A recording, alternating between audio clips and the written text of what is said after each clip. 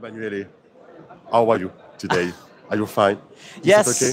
Yes, yes. It's the last day actually. Like I'll be leaving at 3 in the afternoon. So just a couple hours left. But it was a nice experience. Yes. Like as I told you yesterday, first time for me in France at a convention. But like everybody was very nice. Like interesting conversations, interesting questions. I see a lot of passionate people. So like I don't know if it's octagons specifically, but it's a nice environment. Is it difficult for you to know the success of your game outside of Italia? It's surprising, but honestly, it's surprising regardless of country. Like I did not expect the game to be this kind of success. I didn't expect so many people to like it, and because I still consider it a very kind of unique, quirky kind of game. I know that a lot of people love Japanese style role-playing games, of course, but my take on them is a little bit odd on some things. Like it's very much personal. So I could see a lot of people not really, resonating with it, which is, a matter of taste. But I see that, apparently a lot of people kind of share some of the opinions, some of the perspectives, or just the things that they find joy in playing with me. And I'm happy, that, and I'm also really happy and like proud to have worked with a bunch of wonderful people on the project. Like, actually, Fabula Ultima. This is a good pronunciation, Fabula Ultima. You said to me yesterday. It's translated in French, in English, in Italian, in German, Polish, German, Chinese, Brazilian, Chinese. Portuguese, and Spanish is a work in progress. Okay, Chinese too. Yep. That's surprising. Yes. I know. No, apparently, like it was very well received in China. Like they are still, I think they are in the process of delivering. Like they did a crowdfunding. So, but I've actually seen some of the shots from the pages and things like that, and I don't know. It feels so weird, honestly. But all those things are happening in only 3 years. It's four years. You don't take some rest. When you achieve something, there's something else on fire. Yes. So it's difficult for you maybe to stop and say, wow, all those things are coming. This is very true. I don't think I have actually found the time to be happy about all that we have done, which doesn't mean I'm not happy. But it's like, calming down for a moment and being like, wait, yes, okay, I am very worried about the next stuff that we have to make. However, like, just how many things have we already made? Like, and I'm a perfectionist, so for me, it's really tough to be proud of the stuff that I do. Okay. I think what truly helps me is that I am not alone in this. It's a lot more easy for me to be proud of the work that people I work with do. So like, it's more, I don't know. When I look just, at the design of the rules, I'm very critical. But when I look at, the illustrations, the whole effort that Need Games has put into it and all the artists that have worked on it, I feel so lucky to be a part of this, Now you are a full-time TTRPG author? Yes. That's great. Yeah. You're not so many in the world who can say I'm a TTRPG author 100%. Yeah, it was a very slow process. Like I began making smaller tabletop RPGs after university. And I did some internships and things like that. I worked for 6 months at a hotel, actually, that also did immigration hosting. So I was doing like reception kind of stuff, but also cultural mediation and translation. And in the meantime, I was developing games. And then like I decided to go for it. I made a Patreon that basically gave me no money for a couple years. And on that, I can say I have the privilege of being an only child.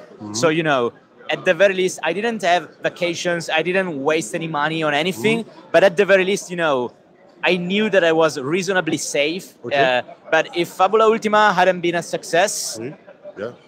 I mean, I would have still continued making games, but my job had to become something different because, and so Fabula Ultima is very much for me what has allowed me to actually treat game design and game direction as my true real job, full time. Okay. Yeah. I'm just thinking I have to translate maybe something you say. Just a second. Excusez-moi les amis, j'ai oublié de vous traduire ce qui a été dit. Donc, en gros, il a été vraiment très content de voir tout le monde ici. C'est la première fois qu'il venait en France. Il y avait beaucoup de monde. Les gens étaient très intéressés par Fabula Ultima et par pas mal de mécaniques. Ils avaient beaucoup de questions. Il nous a dit également que le jeu avait été traduit en allemand, en anglais, en français, en italien, qu'il était disponible en chinois, qu'il était également en portugais, brésilien. Yes. And polonais également, Polish. C'est le Polish, yeah. Et que voilà, c'était toujours une surprise. C'est vrai qu'il n'avait pas eu le temps de se poser, vraiment, que ça arrivait très vite depuis 4 ans, mais qu'il avait la chance de pouvoir compter sur une équipe qui lui permettait de se reposer sur eux et qu'il n'était pas tout seul dans tout cela. And I thought that maybe 50% of what you say. It's my fault. I talk too much. No. I have to translate all the questions one by one and not all. I think. Ah, si. Ok. On a discuté aussi du fait qu'aujourd'hui, il était à 100% auteur sur Fabula et sur le jeu de rôle, qu'il avait pris le temps de pouvoir le faire également, qu'avant, il travaillait dans un hôtel, je crois. Un hostel, you say? Huh? You work on an hostel? Hostel, yeah. Et que ça comme il était fils unique, ça lui permettait aussi d'avoir pris le temps de pouvoir travailler, mais que si Fabula Ultima n'avait pas fonctionné comme ça, il ne serait pas auteur à temps plein à 100%. Ok. You're 1 million man today. I just thinking. Okay. Trust me, that may look like 1 million, but it will not be 1 million in the end. No, but aside from jokes, we never expected the crowdfunding to of course we had expectations. We had stretch goals and things. We didn't expect them to last for 36 hours. Yeah? Only 36? Yeah, pretty much all I've got a question on this. Je l'ai appelé l'homme qui valait 1 million. Il a dit, non, je ne vais pas gagner 1 million, bien sûr, et qu'ils n'attendaient pas un tel succès. About stretch goals, I wrote a question. With you? Est-ce que tu as eu le temps de faire dédicacer le bouquin d'allemand? Pas encore, non, je le ferai après. Ouais, non, mais je vais le faire juste après. Il est là si tu veux. Yeah, you reach your levels very quickly. Have you been tempted by the urge to add more and more stretch goals? We had a very satisfy people? No. We have a very clear idea, and we are very careful because we want to deliver on time with everything. Yeah. And stretch goals can be a trap for crowdfunding, especially if you keep adding physical items, because those items have to be made, and they're actually delaying the shipment of everything else. Which is why for instance, the one-on-one mode or the solo mode that we have unlocked, they are going to be digital only. Yeah. Because we know that we have to develop them from scratch, and we don't want to, kind of hold hostage everything else in the line of production. So we find that it is more correct towards people and the audience to be very clear about, what is a physical reward and what is not. Yes. And our main focus is to deliver on time as much as possible with the state of the world. It doesn't always help, but at least on our part, so far, we've always been on time with everything for both the Italian and English production. Like, we have avoided delays pretty much every time. So I don't think there was any temptation, but we definitely looked at what people were maybe, wondering about, maybe not even expecting, but daydreaming about. And we make a note of it. Of course, then we decide if it fits with the game, with the line and everything else.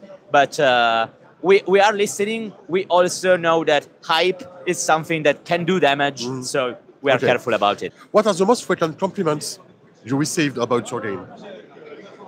In terms of compliments, I guess the most frequently it's people who were looking for a game that had, that kind of focus on collaboration for a long time, and usually it's people that they like the collaboration, they like the narrative authority to be shared, but also they like, the more game-oriented part of tactics and skills. And it's really hard to find games that decide to do both. Yeah. Like most of the time you have a game that is either very much about, treating the collaborative story as a shared writing exercise, or you have games that are much more about, yes, these are the rules for combat, and pretty much everything else is, adventure design done by the game master. And to do both is complicated. In many ways, it's like mixing together opposites. But I've tried to do it because it's a kind of thing that I always liked to do back when I played Dungeons & Dragons or more classic kind of games. It really improved the kind of game, and so I decided to make a game that had that kind of thing codified in the rules, from the start. Ok, in French. Je lui ai demandé quels étaient les plus gros compliments qu'il recevait sur le jeu. Il nous a dit qu'en fait, c'était d'arriver à allier le côté narratif de la création de groupe et de la création en commun, de l'écriture en commun, avec le côté tactique du jeu, en réalité. Voilà. We talk about compliments now. What are the biggest criticism you received? It's the very same one. It doesn't make sense, Not enough mechanics, not enough tactics. Many times, I would say the most common ones are one of them was the lack of a bestiary, and we are solving that. That was a very reasonable complaint to have. But the very same mix of narrative and mechanics is actually making people who only want one of the two unhappy. Because, 50% of the game is not for them. So if you are one of those people that, wants that kind of hybrid experience, it's perfect. If you want a pure experience, it reminds me of games like in JRPGs, games like Persona. Half of it is dungeon crawling and half of it is basically everyday life simulator. And people who only like the visual novel or people who only like dungeon crawling are very bored by the other half. But if you like both, it's paradise. One half is 50 hours of game, 75 hours of game, so yeah. And another thing is people sometimes say, I'm very honest about, what the intent of the game was. I also, however, wanted the game to be more of a question rather than an answer. Like I tried to create a context with the game that caused people to be challenged by what the game asks. And for some people, that actually sounds like I didn't do my job because I should be telling you in the game what to do, everything. But I think that some of it loses its meaning if I tell you the answers to everything. But at the same time, when people actually come to me and ask me questions, I answer. And so like some people don't like that because they feel like people have to come to me in order to know how to play the game. That is not really my point, but it's like, I like to discuss the game. So if people come to me with a question, I like to give an answer. But I also really like when people, they have zero interaction with me and they discover their own way to play the game. Like that is equally important to me. Yeah. En French. En français, du coup, j'ai demandé aussi que c'était quoi les plus grandes critiques. Il m'a dit c'est la même chose. Le fait que le jeu soit 50% dans la narration, 50% dans la tactique et les mécaniques. Il y a des gens qui aiment les deux et des gens qui veulent plus l'un que l'autre. Donc forcément, ça lui fait, il peut y avoir des déceptions. Et le fait qu'il ait aussi pas tout décrit dans son jeu pour que les gens puissent comprendre, interpréter en fait eux-mêmes. Alors quand on vient lui poser des questions, il répond, mais il a l'impression que s'il donne toutes les réponses, les gens ne s'approprient plus en fait le jeu. Ok, thank you. One or two more questions. And why release the supplements before a bestiary if bestiary is what people want? So mostly because we had a plan for these supplements, and for bestiary I can say yes, it took some time to make, but the time was what allowed us to make such a good bestiary. Because if I had made the bestiary 3 years ago, it would be a much worse book. So a lot of the lessons that I have learned from people struggling with the game is what allows me to actually give good help, you know, to know what the problem is for many people. Like the bestiary will have a new way to create enemies, and that was entirely built on the kind of trouble that people had. I have to say also, like, over time, we still put, you know, a lot of advice about enemy design and examples, especially the bosses in the atlases. Like, I do think we worked in that direction, but we also discovered that by doing that some things didn't work too well, and some things people instead really liked them, or they were eye-opening for them. And so we decided, you know, this allowed us to, with the actual bestiary, really focus on what we know that is useful for people. Which is your favorite boss in a game? If you had to say one or two bosses. So, well, this is a bit of a tease for the French audience because it's actually natural fantasy. My favorite one is not designed by me. It's designed by Chris, a dear friend. All bosses in natural fantasy are not designed by me. They are designed by them. And I did revision, but the ideas come from them. And my favorite boss is Titania, the queen of the fairies, because it's a boss that, okay, maybe this is a little bit of a spoiler, but... No, we all got the PDF of the game in English. It's okay. Trying to defeat Titania with normal combat is really the worst idea you can have. And it's a lot more about making her court of fairies happy and interested.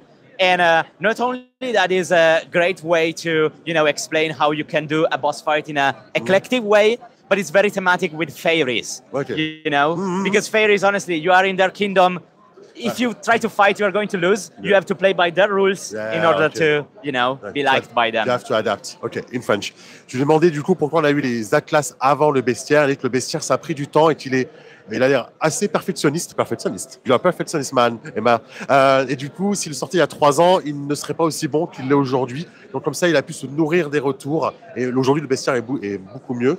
Et je lui ai demandé quel était son boss préféré. C'est Titania dans le jeu du coup de Fabula Ultimate et dans l'Atlas Fantasy. And if you have one boss in a video game to choose, your favorite one, your favorite boss in a video game with mechanics, maybe Yunalesca, Final Fantasy X.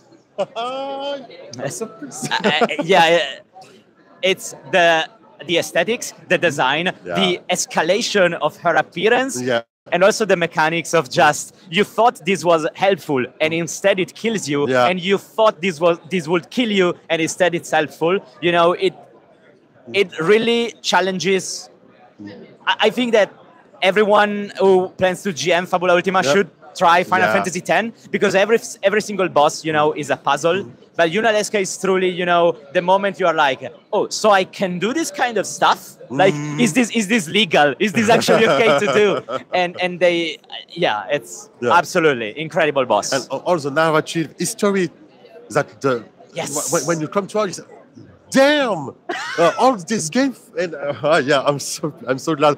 Son boss préféré de jeux vidéo, c'est Yunalesca dans Final Fantasy X, donc forcément, voilà. That's my favorite game. So I grew up with FF10. Okay, if you want to write a supplement that describes a ready-to-play universe, how could you present it, given that Fabula is based on co-creation with players? How could you do that, a universe supplement? This is actually a question that we will have to answer in production, because we have announced that we want to do a spin-off line of Fabula Adventures. This is actually the temporary name. We have not decided on a name. It's going to be a big challenge. I would say it's probably going to be the same as Quick Assembly is going to be for normal enemy creation. It's probably going to be a collection of, you know, elements that can be put together, maybe character archetypes and like even character progressions in a way, or progressions of villains and locations. So instead of everybody inventing the things when you create together, it's more everyone chooses something. So the result is still, you know, cooperative and piecemeal, but instead of starting with the blank page, which can be terrifying for some people, it's, you know, more guided. And it also gives us a chance to maybe I don't want to say box set. I love box sets, but production is very difficult for them. But maybe we could try new ways to communicate the kind of thing. In a way, the core book for Fabula Ultima is not a normal core book. The atlases are not normal supplements. The bestiary is not a normal bestiary. Yeah. So the adventures are also not going to be normal. You know? Ça, c'est big teaser. Je lui ai demandé comment on pourrait créer un livre d'univers dans Fabula Ultima parce qu'on sait qu'il va y avoir les Fabula Adventures qui vont venir dans la production for 2026. We will begin, the concept in 2026. Okay. So I have no idea when this will actually launch as a product. Okay. On en sera sûrement pour du 2027 ou un peu plus tard. Et du coup, voilà, son idée, c'est de toujours faire de la co-création et de permettre aux gens aussi de choisir ce qu'il y a à l'intérieur. Et il nous promet que, comme ce n'est pas un livre normal avec un fonctionnement classique, comme le bestiaire ne sera pas classique dans la présentation, on n'aura pas une façon classique de présenter des univers et des aventures. Emma, if you had one thing you can say to the youngest Emma, 5 years ago, you can travel back time, see yourself and say one thing, one advice for the future, what would it be? Take more walks. No, joking aside, yes, yeah. I did neglect my health a little bit too much, so I am working towards it now. But I would also say it's going to be messy and complicated, but in the end, it's going to be worth it. Yes. Like, it's gonna be okay. Yes, Emma, it's gonna be okay. It's going to be tough. It's going to be tough, but there will also be so many good things, so many satisfactions, so many validations, and I would probably hug them. Yes, they needed it. That's great. Je lui ai demandé, est-ce qu'il y a des questions peut-être, Fred? There's a question, okay. I asked him, s'il avait une chose à dire à son lui du passé, il lui dit, prends soin de toi. et voilà, que ça va aller, ça va être dur, mais ça va aller. Last question. How do you take pause? What do you do to take pause from this? Do you play video games maybe? Have you got time to do, or do you make sports? Do you watch sports? I've been forcing myself to do at least 1 hour of walking every day for like about 2 months now. Okay. I live near the hills, so I go for a walk, outside in the countryside or things like that. And that is how I try to start my day. But the other thing, I'm very lucky to have a local board game association. And so on Monday and Friday, I go there with people. We try new board games, or maybe we play, some Magic the Gathering Commander, if the entire group is here, maybe we can continue our Blades in the Dark campaign. I try to avoid all forms of stress that come with, planning. Like if you are here, happy coincidence, and we go ahead with the campaign. But otherwise, there's plenty of people, plenty of games, so many games to try. So I would say, video games not so much, because I already work a lot at in front of a screen. I don't want to spend even more time in front of a screen, but. Oftentimes, I have video game live streams and commentary keeping me company while I work. So I try to keep up to date with all, the new stuff. You didn't try the French JRPG Expedition 23? I am not good at reaction gameplay. So I've seen the entire game, all the endings, all the stuff.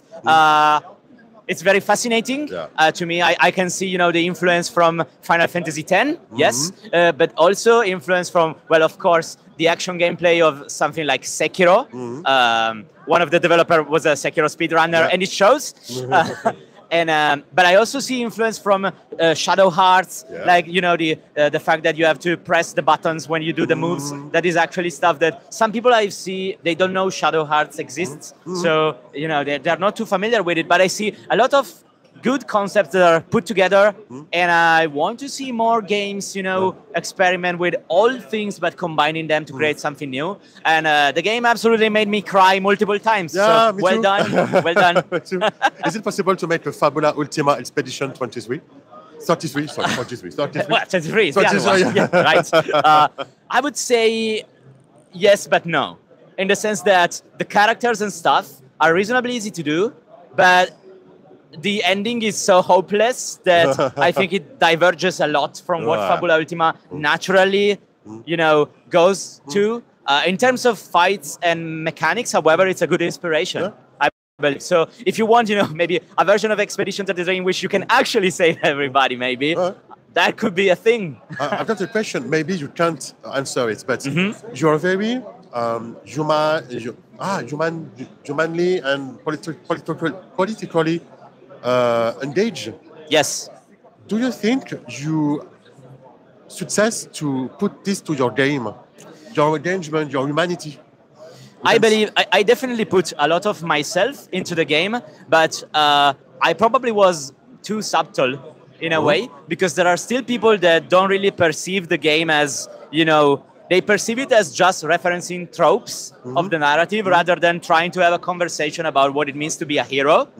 Like, for instance, I told you about before the fact that the game is more about the questions than the answers. And that is because I think that struggle and failure are the fundamental characteristics of a hero. And like, some people think that a game in which you are a hero is a game in which you don't lose. I believe a game in which you are a hero is a game in which you lose a bunch, but you still keep you fighting. Can stand up and keep fighting. Yeah. Exactly. Okay. And that's humanity, you think? Yes. I try to translate. Du coup, j'ai demandé, il est très engagé politiquement, il est très humain. Il parle beaucoup, notamment, you speak a lot about Gaza, about something like that. Je lui ai demandé s'il y avait de cette humanité dans son jeu, en fait, de cet engagement dans son jeu. Il pense que oui, et il pense que, en fait, un héros est fait d'échecs et d'après arriver à se relever, en fait. C'est le genre de choses qu'il a mis dans son jeu. Et à propos des choses qu'il fait en dehors, quand il prend des pauses, il nous a dit, I didn't translate it, il va marcher, you are going to walk, il va marcher, il va jouer à Magic. Which commander do you play in Magic? I play two actually. One is Savra, Queen of the Golgari, green black sacrifice, and the other is Teysa, Opulent Oligarch, which is a recent version of Teysa that basically creates clues when everybody loses life, and then creates spirits. And I say bracket 2. I try to be casual and not. You can be very mean with the kind of commanders. I try not to be too mean. I tried to build a deck with Tifa, but only Tifa, like full Voltron. But unfortunately, I either one-shot everybody or I die, and not too funny. It's not too funny. Yeah. Tidus is a fun commander. It's very great. Yeah. And I would say probably my favorite one in the Final Fantasy MTG set. There's a couple, but like the green-white version of Yuna, with the constant reanimation of enchantments. That's a powerhouse. Yeah, you can do so many things with that. And it's Yuna, so okay. Yep, exactly. Du coup, il joue aussi à Magic. Je lui demande si côté de commandant de Magic, et du coup, voilà, il a aussi un peu craqué pour le set Final Fantasy notamment. Thank you very much, Emma. It's been a pleasure. Absolute pleasure for me too. I hope you have a good day here and see you soon. Yeah. Thank you very much. Thank you. Merci, Emma. Grazie.